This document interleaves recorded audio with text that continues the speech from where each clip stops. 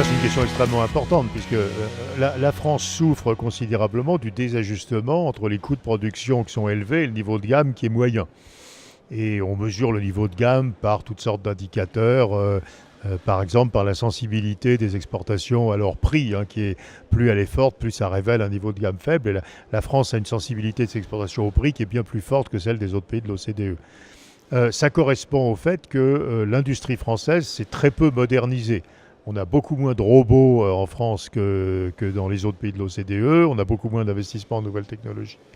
Donc il faudrait comprendre pourquoi on a ce défaut de modernisation de l'industrie française. Et moi, je pense qu'il y a deux pistes intéressantes à suivre.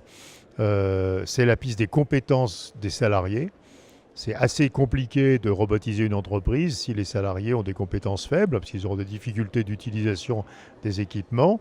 Et la deuxième piste, c'est les compétences des entrepreneurs.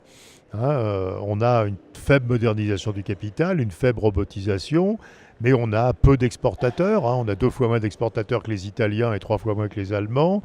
On a des entreprises qui ont peu de croissance, des PME en croissance faible. Donc on a le sentiment qu'il y a un gros problème de compétence des patrons, disons de PME ou de TI. Alors c'est assez intéressant, c'est que BPI France a mis en place un programme de requalification des dirigeants d'entreprise qui marche extrêmement bien en fait, et qu'en plus a énormément de succès.